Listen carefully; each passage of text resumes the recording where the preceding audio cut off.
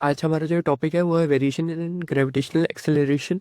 किस किस के चक्कर में आता है। जो हमारा जी की वैल्यू है वो है हमारी 9.8 मीटर पर सेकंड स्क्वायर। तो जो हमारा आता है पहला आता है ड्यू टू हाइट। किसी वजह से ड्यू टू हाइट हम इसकी पहले आज डेरिवेशन देखेंगे। जैसे एग्जांपल के लिए हमने एक अर्थ ली। अर्थ का रेडियस क्या माना भाई, कैपिटल आर। और यहाँ से यहाँ तक कितना आया, उसकी हाइट। जो यहाँ पे मास यहाँ पे था अब वो थोड़ा ऊपर में है। तो अब क्या चेंजेस आएंगे।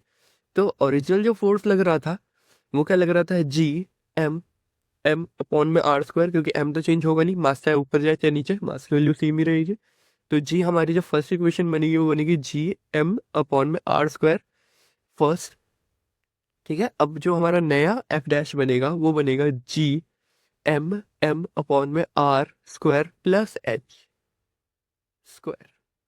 ये बनेगा, जिसकी वजह से हमारा जो न्यू जी डैश बनेगा वो बनेगा G M R plus H का स्क्वायर। ये बनेगा हमारा सेकेंड। अब फर्स्ट और सेकेंड इक्वेशन को ना आप वो डिवाइड कर दीजिए, जी डैश अपॉन में जी कर दीजिए। तो क्या आ जाएगा आपका, ये उससे कट जाएगा तो आपका बचेगा आर स्क्वायर अपॉन में आर प्लस एच का स्क्वायर।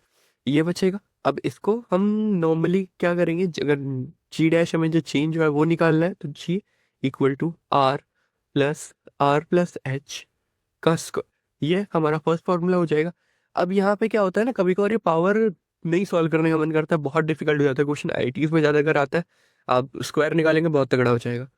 तो इसके लिए हम क्या करते हैं, g dash equal to g r, आपका नीचे चल जाएगा आर प्लस एच ऊपर आ जाएगा तो क्या हो जाएगी -2 हो जाएगी पावर।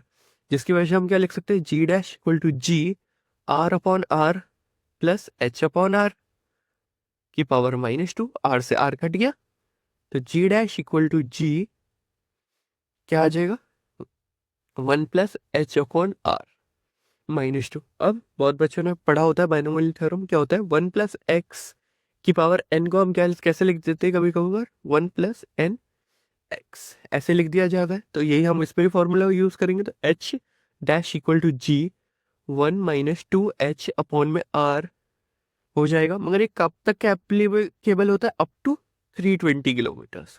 इतना किलोमीटर अगर तुम्हें क्वेश्चन में दे रखा है तो इसे लगा देना, इससे ऊपर नहीं लगाना है। ठीक है, बाकी आपका ये एक फॉर्मूला आपका ये है और एक फॉर्मूला ये है। ध्यान से प्रिपेयर करके चाहिए, आपके फाइनल एग्जाम्स में बहुत ज्यादा पूछा जाएगा इस क्वेश्चन।